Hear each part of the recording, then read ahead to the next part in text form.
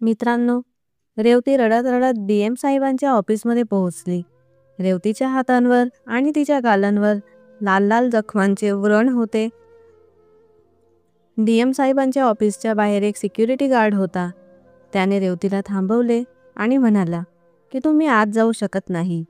पण रेवती रडत रडत म्हणू लागली, मला DM साहेबांना भेटायचं आहे. जर मी DM साहेबांना भेटले नाही तर आजचा दिवस माझ्यासाठी शेवटचा असेल. कृपया मला साहेबांना भेटू द्या, नाहीतर माझा नवरा मला जगू देणार नाही. पण सिक्युरिटी गार्ड रेवतीला म्हणू लागला, आता तुम्ही सकाळी या. आता साहेबांच्या झोपायची वेळ आहे. पण तेवढ्यातच DM साहेब आपल्या खिडकीतून रेवतीला आणि सिक्युरिटी गार्डला पाहत होते. लगेचच DM साहेब घराबाहेर आले आणि सिक्युरिटी गार्डला म्हणाले, या महिलेला आत येऊ द्या. ती धावत धावत DM साहेबांकडे आली आणि म्हणाली, साहेब, माझी मदत करा. माझा नवरा मला जिवंत ठेवणार नाही. तेव्हा DM साहेब म्हणाले, तुम्ही काळजी करू नका. ऑफिसमध्ये चला, तिथे बसून बोलू. साहेब रेवतीला ऑफिसमध्ये घेऊन आले. रेवतीची अवस्था खूपच वाईट होती. ती खूपच क्रुश झाली होती. तिच्या हातांवर, चेहऱ्यावर आणि पोटांवर जखमांचे व्रण स्पष्ट दिसत होते. रडता रडता रेवती हुंदके देत होती. DM साहेबांनी आपल्या नोकराला पाणी द्यायला सांगितले. रेवतीने पाणी प्यायले.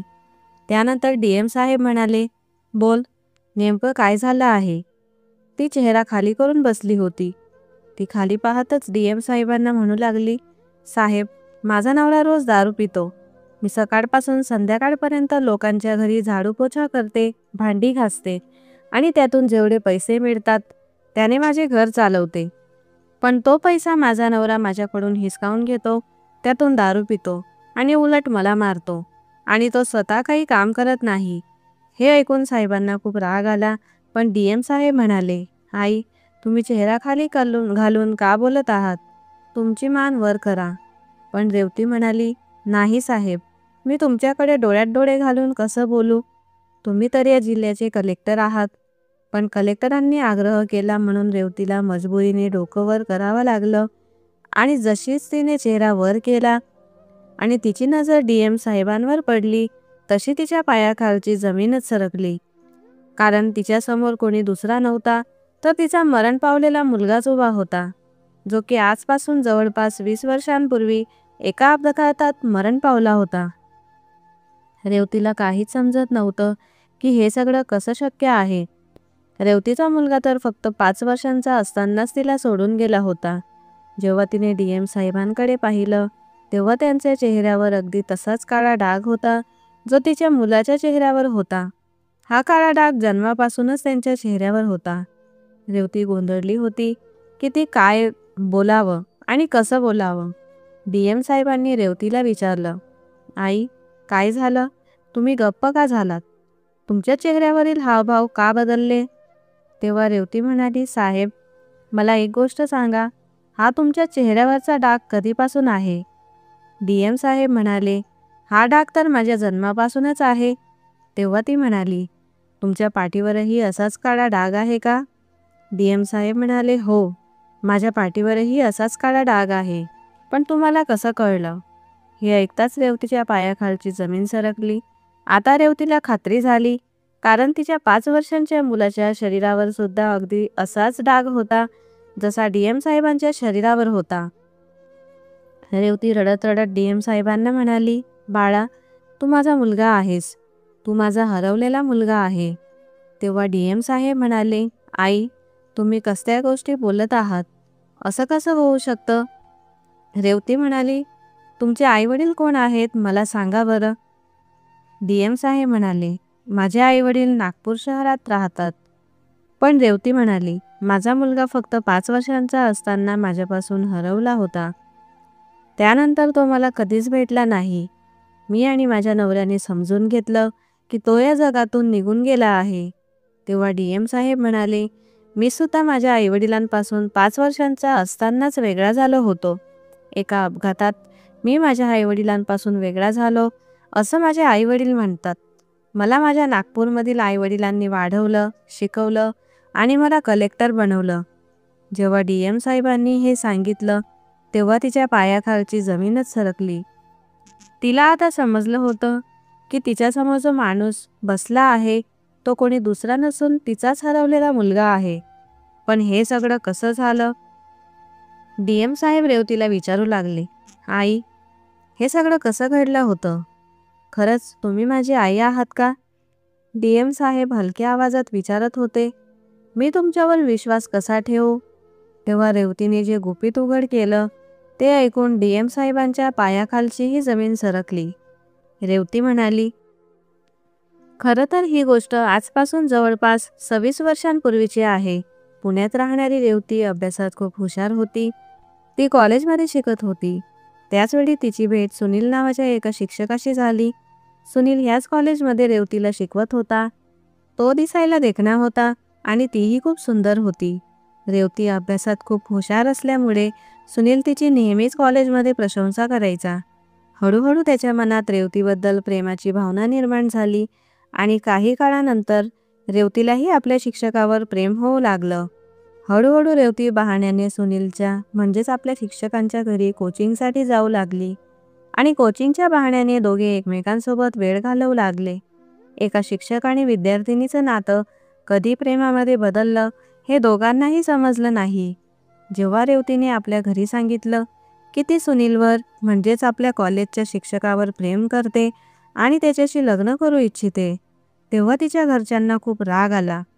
ते म्हणाले की हे अजिबात शक्य नाही, कारण तो तुझ्यापेक्षा 8 ते 9 वर्षांनी मोठा आहे आणि आम्ही हे लग्न होऊ देणार नाही.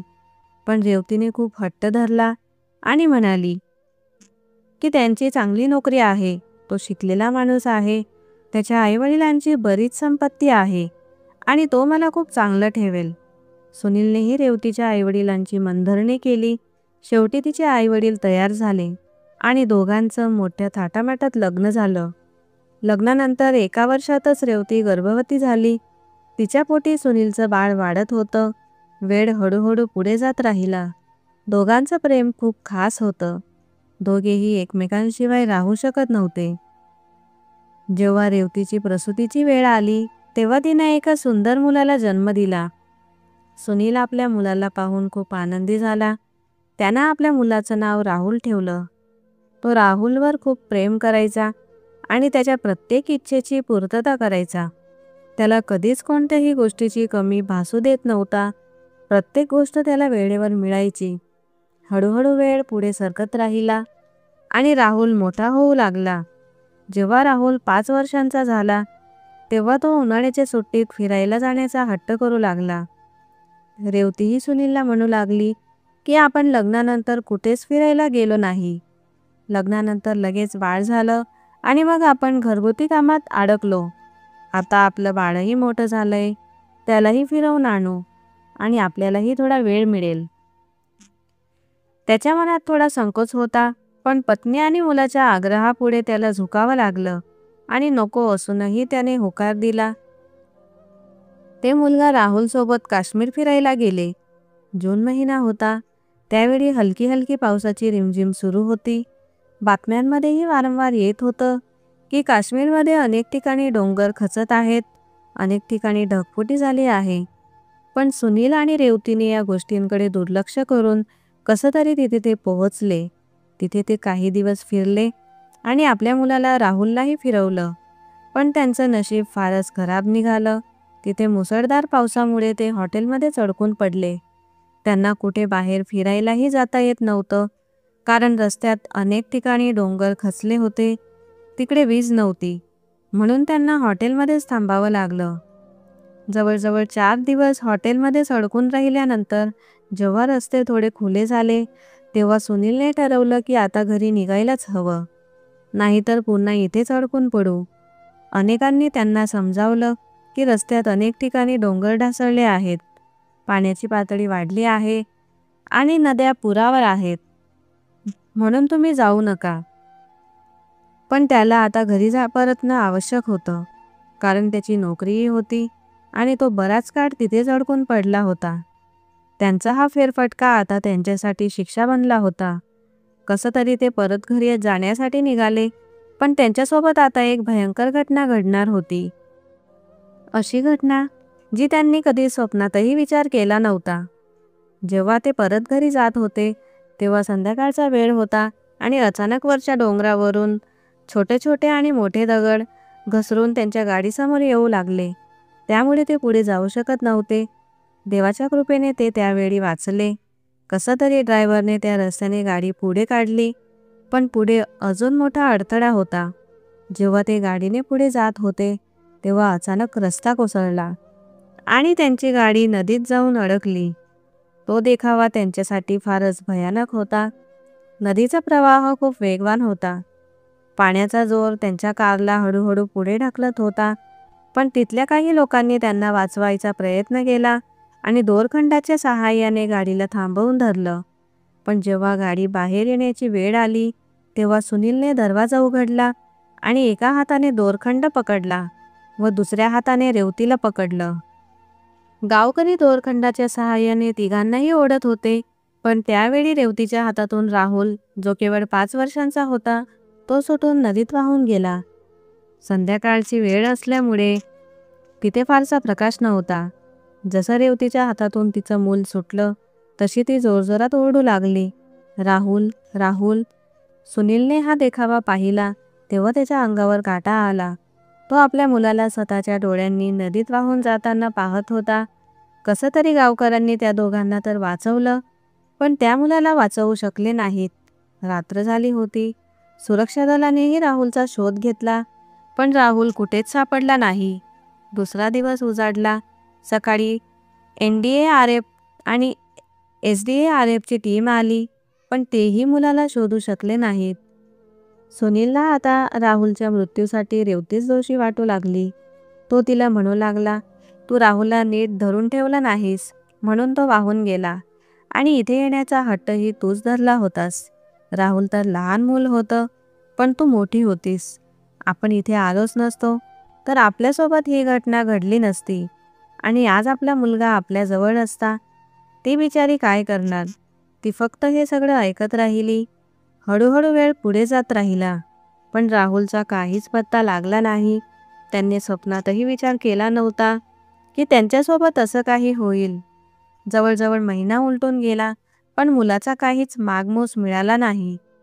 त्यानंतर सुनील आपल्या मुलाच्या आठवणीत आणखीनच विदीर्ण झाला, कारण तो आपल्या मुलावर खूप प्रेम करायचा आणि त्याच्या विरहात त्याने दारूचा आधार घ्यायला सुरुवात केली. दारूच्या नशेत तो चुकीच्या वाटेवर जाऊ लागला. त्याने आपली नोकरीही सोडली आणि हळूहळू आपलं घर आणि मालमत्ताही जुगारात हरवली आणि तो हळूहळू रस्त्यावर आला. आता रेवतीला घर चालवण्यासाठी काहीतरी करावं लागत होतं, म्हणून ती झाडूपोछा करणारी बाई बनली. लोकांच्या घरी झाडूपोछा, भांडी घासायची आणि त्यातून जेवढे पैसे मिळायचे त्यातून ती घर भाडं भरायची आणि घर खर्च भागवायची. पण त्या पैशांपैकीही बराचसा पैसा सुनील आपल्या नशेसाठी घेऊन जायचा आणि उलट तिलाच त्रास द्यायचा. तुझ्यामुळेच माझा मुलगा माझ्यापासून हिरावला गेला, तोच माझा मुलगा हिरावून घेतलास, असं तो नेहमी म्हणायचा. असं करत करत वेळ सरकत गेला आणि जवळजवळ 20 वर्षे झाली आणि आज पहा, हा दिवस उजाडला होता. रेवती DM साहेबांना म्हणाली, बाळा, त्या दिवशी हे सगळं झालं आणि आज 20 वर्षानंतर तू माझ्यासमोर DM बनून बसलाय. हा देवाचा चमत्कार आहे. देवाने कसा न्याय दिला. जर आज तुझ्या पप्पांनी मला मारलं नसतं आणि मी इथे आले नसते तर मला तू भेटलाच नसता. हे ऐकून DM साहेबांच्या डोळ्यातूनही अश्रू वाहू लागले आणि त्यांनी आपल्या आईला मिठी मारली. DM साहेब म्हणाले, आई, आता तू चिंता करू नकोस. मी आलोय ना. आता तुझ्यासोबत काहीही वाईट होणार नाही. रेवती म्हणाली, बाळा, तू कुठेही सापडला नव्हतास. शेवटी तू कसा वाचलास? DM साहेब म्हणाले, हे तर मलाही माहीत नाही. हे सगळं तर माझे नागपूरमध्ये राहणारे आईबाबाच सांगू शकतील, कारण त्यावेळी मी खूप लहान होतो आणि त्यानंतर मी त्यांनाच माझे आईवडील मानलं. ते म्हणाले की तेही काश्मीरला फिरायला गेले होते आणि जेव्हा ते रस्त्यात होते तेव्हा त्यांना नदीकिनारी एक मूल जखमी अवस्थेत पडलेले दिसले. तेव्हा त्यांनी मनात विचार केला की हे मूल उचलून रुग्णालयात घेऊन जावं. त्यांनी त्या मुलाला रुग्णालयात नेले आणि जवळजवळ 2 ते 3 दिवस त्याच्यावर उपचार झाले. जेव्हा तो शुद्धीवर आला तेव्हा त्याला काहीच आठवत नव्हते. तेव्हा त्या दोघा नवरा बायकोने विचार केला की आपण हे मूल दत्तक घ्यावे, कारण त्यांना लग्न होऊन 7 वर्ष झाली होती आणि तरीही त्यांना अपत्य झालं नव्हतं. उपचार पूर्ण झाल्यावर ते त्याला आपल्याबरोबर घेऊन आले आणि राहुलचे संगोपन करून त्याला शिकवले आणि आज तो कलेक्टर झाला. हे ऐकून DM साहेब आणि त्यांची आई यांच्या डोळ्यातूनही अश्रू वाहू लागले. ते बिचारे काय बोलणार? जे घडले ते देवाच्या कृपेमुळेच घडले. जेव्हा DM साहेबांनी सांगितले की माझ्यासमोर माझी खरी आई आहे, तेव्हा त्यांच्या दिल्लीतील आईवडिलांनीही म्हटले की ही तर खूप चांगली गोष्ट आहे, पण बाळा, तू आम्हाला विसरू नकोस. मग DM साहेबांनी ठरवले की ते आता आपल्या वडिलांना भेटतील, ज्यांनी त्यांच्यावर खूप प्रेम केले होते. रेवती म्हणाली, बाळा, तुझ्या जाण्यानंतर तुझे वडील पूर्ण बदलले. जेव्हापर्यंत तू त्यांच्यासोबत होतास तेव्हा ते खूप चांगले माणूस होते. ते तुझ्यावर खूप प्रेम करायचे आणि आज जेव्हा ते तुला पुन्हा भेटतील तेव्हा ते खूप आनंदी होतील. जेव्हा DM साहेब आपल्या आईसोबत आपल्या खऱ्या वडिलांना भेटायला गेले आणि जेव्हा त्या झोपडीच्या दरवाजावर टकटक केली, तेव्हा आतून DM साहेबांचे वडील बाहेर आले. त्यांची दाढी वाढलेली होती, त्यांची अवस्था फार वाईट होती. त्यांनी खूप दारू प्यायली होती. रेवती म्हणाली, पहा, मी कोणाला घेऊन आले? सुनील म्हणाला, कोण आलंय? तू कोणाला घेऊन आलीस? जेव्हा त्याची नजर DM साहेबांवर पडली तेव्हा ते थक्क झाले आणि म्हणाले, हा कोण आहे? तेव्हा रेवती म्हणाली, हा तुझा हरवलेला मुलगा आहे. हा राहुल आहे. असं कसं शक्य आहे? ही तुझी काहीतरी खेळी आहे. मी नशेत आहे, याचा फायदा घेऊ नकोस. रेवती म्हणाली, जरा नीट पहा. यांच्या चेहऱ्यावर तोच खुणेचा ठिपका आहे जो राहुलच्या चेहऱ्यावर होता आणि यांच्या पाठीवर सुद्धा तशीच खूण आहे जी राहुलच्या पाठीवर होती. जेव्हा सुनीलने नीट DM साहेबांकडे पाहिले तेव्हा त्याला कळले की हा तर त्यांचा हरवलेला मुलगाच आहे. त्यांनी आपल्या मुलाला मिठी मारली आणि DM साहेबांनीही आपल्या आईवडिलांना मिठी मारली. DM साहेबांना त्यांच्या खऱ्या आईवडिलांचा पुन्हा शोध लागला होता, पूर्ण 20 वर्षांनंतर. पण खरं यश तर रेवतीला मिळालं, कारण तिने 20 वर्ष इतका संघर्ष केला. पतीच्या मारहाणीत दिवस काढले, भांडी घासून आपले घर चालवले आणि 20 वर्षांनंतर तिला आपला मुलगा मिळाला, तोही DMच्या पदावर पोहोचलेला. DM साहेबांनी एक निर्णय घेतला की आता त्यांच्या खऱ्या आईवडिलांसोबत ते कायम राहतील, पण ज्यांनी त्यांना वाढवले, शिकवले, घडवले आणि कलेक्टर बनवले त्या आईवडिलांनाही ते आईवडिलांचा दर्जा देत होते. त्यांनी दोन्ही आईवडिलांची नाती नीट निभावली आणि त्यांना व्यवस्थित सांभाळले. तर मित्रांनो, या घटनेतून तुम्हाला काय शिकायला मिळाले? ही घटना तुम्हाला कशी वाटली? कमेंटमध्ये नक्की कळवा. असे म्हणतात की वरचा देव आपल्या भक्तांची परीक्षा नक्की घेतो, पण त्यांच्यावर कधीही अन्याय करत नाही. कधी काय होईल हे कुणालाही माहीत नसते. शेवटी वरच्या देवाने न्यायच केला आणि हरवलेला मुलगा आपल्या आईवडिलांना परत मिळवून दिला. तर मित्रांनो, आशा आहे की ही कथा तुमच्या हृदयाला स्पर्श करून गेली असेल. तर मित्रांनो, या कथेबद्दल तुमचं काय मत आहे कमेंट बॉक्समध्ये नक्की लिहा. आणि जर तुम्हाला आमची कथा आवडली असेल तर कृपया लाईक करा आणि अजूनही आमच्या चॅनलला सबस्क्राईब केलं नसेल तर नक्कीच करा. तर भेटूया अशाच आणखी एका प्रेरणादायी कथेसोबत. धन्यवाद.